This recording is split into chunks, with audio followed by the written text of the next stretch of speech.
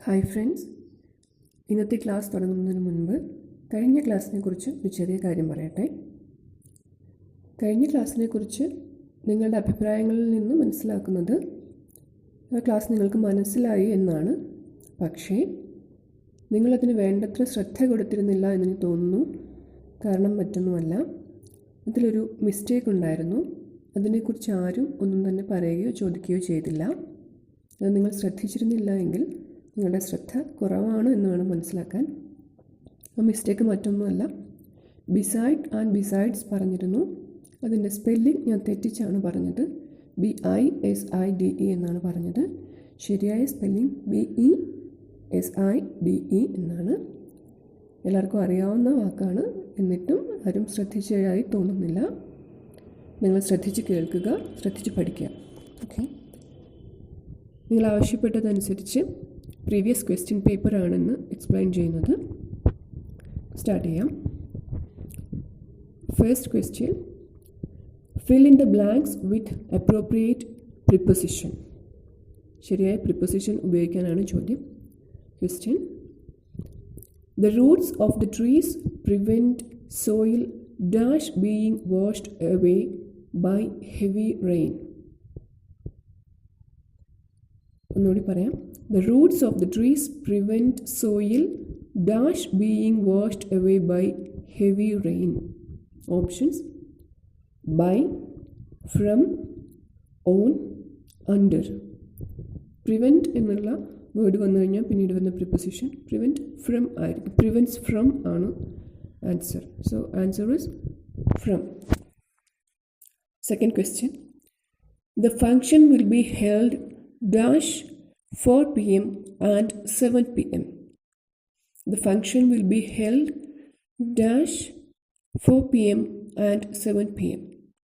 Function 4 മണിക്കും 7 മണിക്കും ഇടയിൽ നടത്തപ്പെടും എന്നാണ്.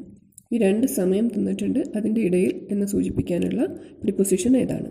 Options: in, for, to, between. രണ്ട് കാര്യങ്ങളുണ്ട്, രണ്ട് സമയം, അതിനിടയിൽ എന്ന് സൂചിപ്പിക്കാൻ ബിറ്റ്വീൻ. ബിറ്റ്വീൻ ആണ് ഉത്തരം. Next question, which among the following is an interjection? താഴെ തന്നിരിക്കുന്നതിൽ ഇൻ്റർജെക്ഷൻ ഏതാണ്? Options: alas, and, through, him. ഇതിലേതാണ് ഇൻ്റർജെക്ഷൻ? ഇൻ്റർജെക്ഷൻ എന്താണെന്ന് അറിയണം. ഇൻ്റർജെക്ഷൻ എന്നാൽ ഇമോഷൻസ് അല്ലെങ്കിൽ സെൻറ്റിമെൻറ്റ്സ് ഓഫ് എ സ്പീക്കർ പറയുന്ന ആളുടെ ഇമോഷൻസോ സെൻറ്റിമെൻറ്റ്സോ സൂചിപ്പിക്കാൻ വേണ്ടി പറയുന്ന എക്സ്പ്രഷൻസ് വേർഡ്സ് ആണ് അലാസ്. എന്നൊരു ഗ്രാമാറ്റിക്കൽ യൂസേജ് അല്ല. ഇമോഷൻസ് അല്ലെങ്കിൽ സെൻറ്റിമെൻറ്റ്സ് എക്സ്പ്രസ് ചെയ്യാൻ വേണ്ടി ഉപയോഗിക്കുന്ന വേർഡ്സ് ആണ് ഇൻ്റർജെക്ഷൻ. ഓക്കെ, ഇവിടെ അലാസ് എന്നുള്ളത് ആണ് ഉത്തരം. നമ്മൾ മലയാളത്തിൽ അയ്യോ എന്ന് വിളിക്കുന്നത് പോലെ ഇംഗ്ലീഷിന് എക്വിവലൻ്റ് ആയിട്ട് ഉപയോഗിക്കാവുന്ന ഒരു എക്സ്പ്രഷനാണ് അലാസ്. അല്ലെങ്കിൽ പെയിൻ, വേദന സൂചിപ്പിക്കാൻ ഔച്ച്, ഔച്ച് ഇറ്റ് ഹേർട്സ്, അയ്യോ എനിക്ക് വേദനിക്കുന്നു. അല്ലെങ്കിൽ അഡ്മിറേഷൻ, ആരാധന കാണിക്കാൻ വേണ്ടി നമ്മൾ വാവ്, എന്നൊക്കെ പറയും. അപ്പം ഇങ്ങനെയുള്ള ഇമോഷൻസ് അല്ലെങ്കിൽ സെൻറ്റിമെൻറ്റ്സ് സൂചിപ്പിക്കുന്ന എക്സ്പ്രഷൻസ് വേർഡ്സ് ആണ് ഇൻ്റർജെക്ഷൻ. ഓക്കെ, അടുത്ത question, a sentence that express a request or command is called a dash sentence. Request അല്ലെങ്കിൽ കമാൻഡ് എക്സ്പ്രസ് ചെയ്യാൻ വേണ്ടി ഉപയോഗിക്കുന്ന സെൻറ്റൻസിനെ വിളിക്കുന്ന പേര്. Options: exclamatory, assertive, imperative, interrogative. ഇതിലേതാണ് റിക്വസ്റ്റ്, കമാൻഡ് ഇതിനെയൊക്കെ വിളിക്കുന്ന, ഈ തരം സെൻറ്റൻസുകളെ വിളിക്കുന്നത് എന്താണ്? അപ്പം ടൈപ്സ് ഓഫ് സെൻറ്റൻസസ് ഏതൊക്കെയാണെന്ന് അറിയാമെങ്കിൽ ഇത് ആൻസർ ചെയ്യാവുന്നതാണ്. 4 തരം ടൈപ്സ് ഓഫ് സെൻറ്റൻസ് ആണുള്ളത്. Exclamatory, assertive, imperative and interrogative. Exclamatory എന്താണ്? എക്സ്ക്ലമേഷൻ, ആശ്ചര്യം, അത് സൂചിപ്പിക്കുന്ന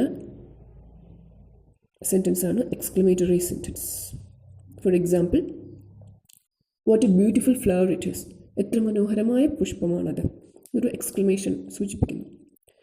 ദെൻ അസർട്ടീവ്, ഒരു അസേർഷൻ അല്ലെങ്കിൽ സ്റ്റേറ്റ്മെൻറ്റ്, ഒരു പ്രസ്താവന, നമ്മളൊരു കാര്യം പറയുന്നു.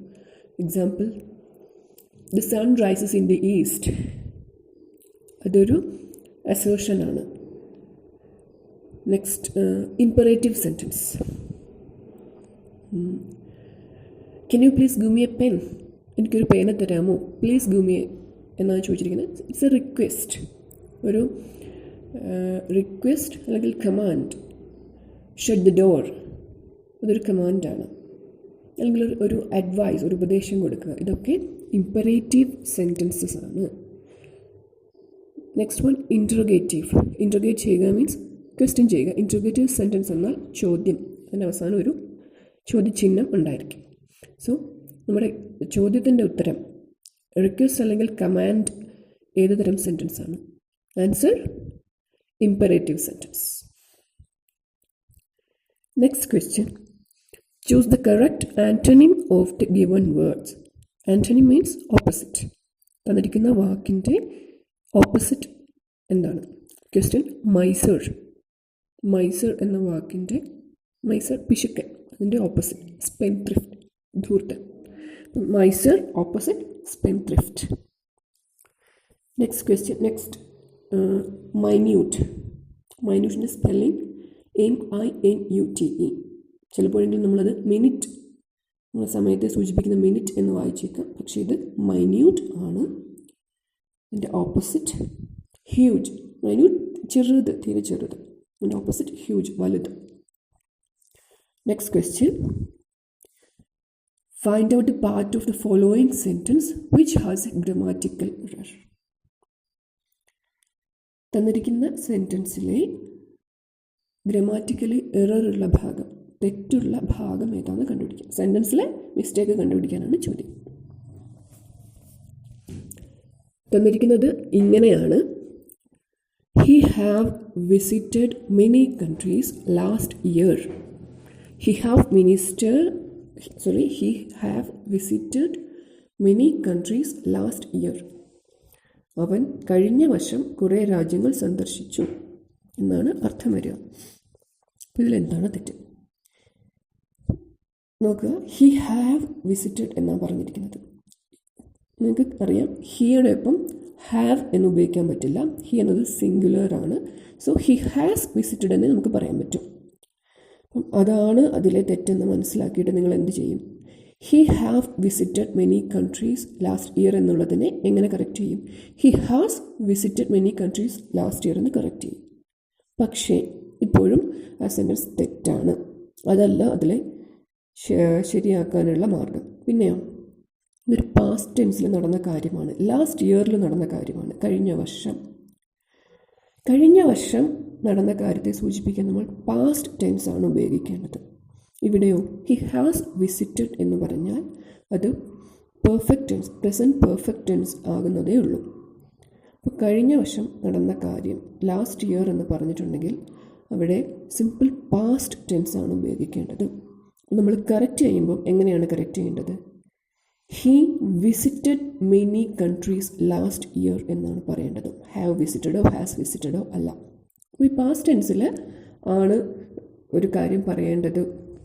ഇവിടെ ഹാസോ ഹാവോ ഉണ്ടെങ്കിൽ അവോയ്ഡ് ചെയ്യണം എന്നെങ്ങനെ മനസ്സിലാക്കാം? അതിനുള്ള ഒരു സൂചന ചോദ്യത്തിൽ തന്നെ ഉണ്ടാവും. ഇവിടെ ലാസ്റ്റ് ഇയർ എന്ന് പറഞ്ഞിട്ടുണ്ട്, അത് തന്നെയാണ് അതിൻ്റെ സൂചന. ലാസ്റ്റ് ഇയർ എന്ന് പറഞ്ഞിട്ടുണ്ടെങ്കിൽ പാസ്റ്റ് ടെൻസിൽ മാത്രം പറഞ്ഞാൽ മതി. അതുപോലെയുള്ള മറ്റു വേർഡ്സ് ഉണ്ട്. Ago, earlier, back, before, last week, last month, last year, yesterday. ഇന്നലെ കഴിഞ്ഞ കാര്യമാണെങ്കിൽ പോലും പാസ്റ്റ് ടെൻസിലാണ് പറയേണ്ടത്. ഓക്കെ, അപ്പോൾ ഹി ഹാവ് വിസിറ്റഡോ ഹി ഹാസ് വിസിറ്റഡോ അല്ല, he visited many countries last year എന്നാണ് കറക്റ്റ് ആൻസർ. നെക്സ്റ്റ് ക്വസ്റ്റ്യൻ, ഇത് കറക്ഷന് വേണ്ടിയിട്ട് ഉള്ളതാണ്. He did not saw the child in the cave. He did not saw, SAW, സിയുടെ past, in the child in the cave എന്നാണ് ചോദ്യം. നമുക്കറിയാം did not so എന്ന് പറയേണ്ട ആവശ്യമുണ്ടോ? ഡിഡ് വന്നപ്പോൾ തന്നെ മനസ്സിലായി പാസ്റ്റ് ടെൻസ് ആണ്. സോ എന്നതും പാസ്റ്റ് ടെൻസിലെ ഫോമാണ്. ഇത് രണ്ടും കൂടി ഒരുമിച്ച് ഉപയോഗിക്കേണ്ട ആവശ്യമില്ല.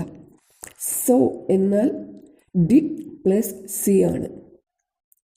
അപ്പോൾ തന്നെ നമുക്ക് മനസ്സിലാക്കാം ഇതിൽ ഡിഡ് നോട്ട് സോ എന്ന് പറയരുത്, ഹി ഡിഡ് നോട്ട് സീ എന്ന് പറയേണ്ട ആവശ്യമേ ഉള്ളൂ. അപ്പോൾ അതിലെ തെറ്റും അത് തന്നെയാണ്.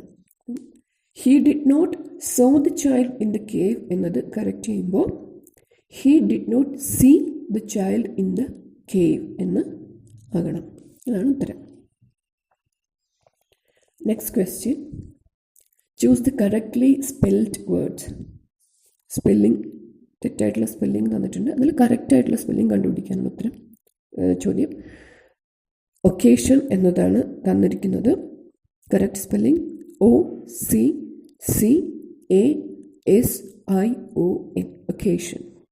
Next word inauguration. നമ്മൾ ഇനാഗുറേഷൻ എന്നാണ് പറഞ്ഞ് പഠിച്ചിട്ടുള്ളത്. അതുകൊണ്ട് തന്നെ എപ്പോഴും സ്പെല്ലിങ് INAGURATIO എന്നാണ് യൂസ് ചെയ്ത് കണ്ടിട്ടുള്ളത്. പക്ഷേ ഇനോഗ്യുറേഷൻ ആണ്, ഇനോഗ്യുറേഷൻ. So INAU. എല്ലാവരും തെറ്റിക്കുന്ന ഒന്നാണിത്. Correct spelling INAUGURATION. Okay. Next question, pyrophobia. Pyrophobia എന്നാൽ എന്ത്? ഉത്തരം ഫിയർ ഓഫ് ഫയർ, തീയോടുള്ള പേടി, അതാണ് പൈറോഫോബിയ. ഇങ്ങനെ ഒരുപാട് ഫോബിയ ഉണ്ട്, ഇതൊക്കെ പഠിക്കാം. കോമൺലി ചോദിക്കുന്ന ചോദ്യങ്ങളാണ് phobias. Next question, the word honesty is a or an dash noun. ചോദ്യം ഇതാണ്. Honesty, HONESTY. ഇത് ഹോണസ്റ്റി അല്ല, ഓണസ്റ്റി ആണ്. എച്ച് എന്നത് സൈലൻ്റ് ആണ്, ഓണസ്റ്റി എന്നാണ് വായിക്കേണ്ടത്. ഓണസ്റ്റി എന്നത് ഏത് തരം നൗൺ ആണെന്നാണ് ചോദ്യം. Okay. Options: collective noun, abstract noun, proper noun and countable noun. ഇതിൽ ഏത് തരം നൗൺ ആണ് ഓണസ്റ്റി എന്ന വാക്ക്? ഇപ്പം ഈ തന്നിരിക്കുന്നതിൽ ആബ്സ്ട്രാക്റ്റ് എന്നതാണ് ഇതിൻ്റെ ഉത്തരം. ആബ്സ്ട്രാക്റ്റ് നൗൺ എന്താണ്? ഒരു ഐഡിയ അല്ലെങ്കിൽ ഒരു ആക്ടിവിറ്റി, ഒരു ക്വാളിറ്റി അല്ലെങ്കിൽ ഒരു സ്റ്റേറ്റ്, അതായത് ഒരു അവസ്ഥ, എന്തിനെങ്കിലും ഒരു ഗുണം, ഇതിനെയൊക്കെ ഒരു ആശയം, ഇതിനെയൊക്കെ സൂചിപ്പിക്കുന്ന വാക്കാണ് ആബ്സ്ട്രാക്റ്റ് നൗൺ. നമുക്കത് കാണാനോ തൊടാനോ ഒന്നും പറ്റില്ല.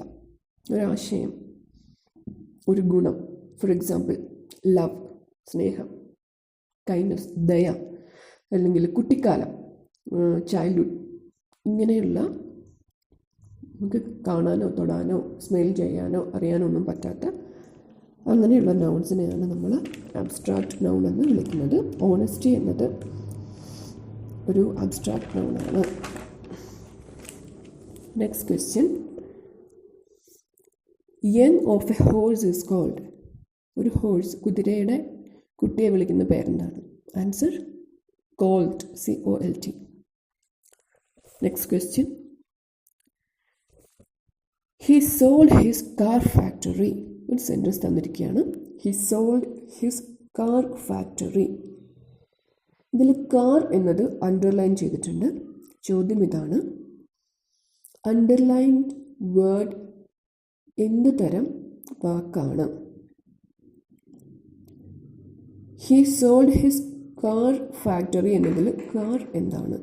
Options: noun, preposition, adjective, adverb. ഇതിലേതാണ്? കാർ ഫാക്ടറി എന്നതിൽ ഫാക്ടറി എന്തിൻ്റെ ഫാക്ടറിയാണ്? കാറിൻ്റെ ഫാക്ടറിയാണ്. അപ്പോൾ ആ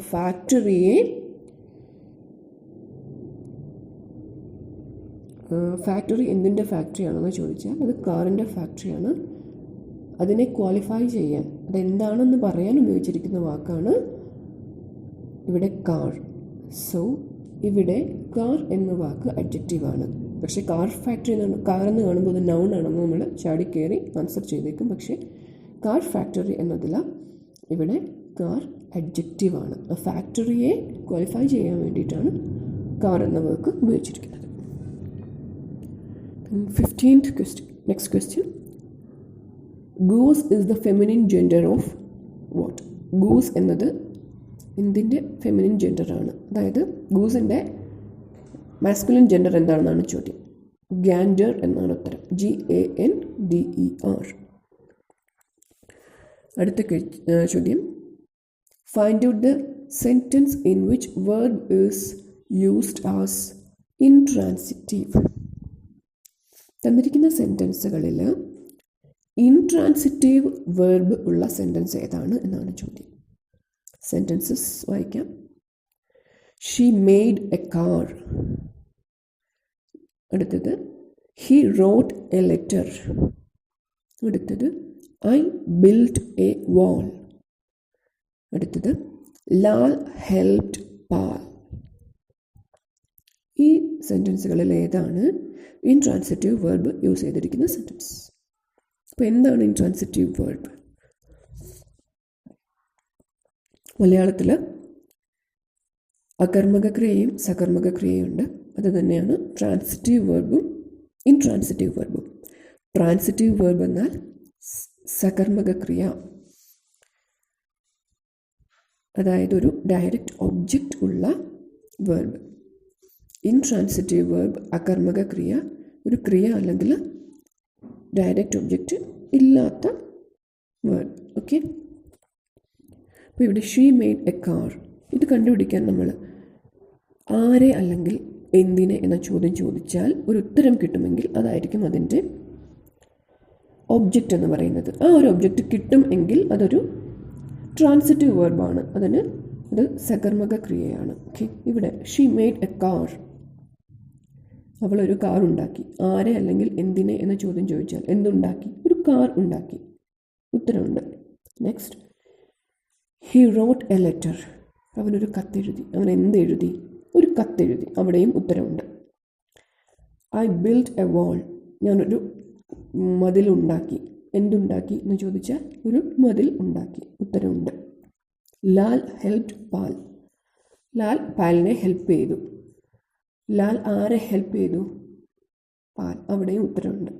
സോ ഈ തന്നിരിക്കുന്നതെല്ലാം ഒരു കർമ്മം ഉള്ള ക്രിയകളാണ്, അതായത് സകർമ്മക ക്രിയകളാണ്.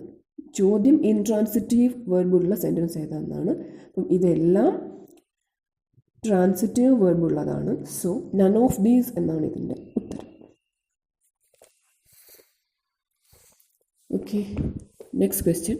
The following is a dash sentence. തന്നിരിക്കുന്നത് എന്ത് തരം സെൻറ്റൻസ് ആണ്? Options: simple present, simple past, present perfect and past perfect. Sentence ഇതാണ്. Anju opens the door. Anju door തുറക്കുന്നു. കേൾക്കുമ്പോൾ തന്നെ അറിയത് സിമ്പിൾ പ്രസൻറ്റ് ആണ്. ഇനി സിമ്പിൾ പാസ്റ്റ് ആയിരുന്നുവെങ്കിലോ എങ്ങനെ വന്നേനെ? അഞ്ജു ഓപ്പൺസ് എന്നുള്ളത് ഓപ്പൺഡ് ദ ഡോർ എന്നായേനെ.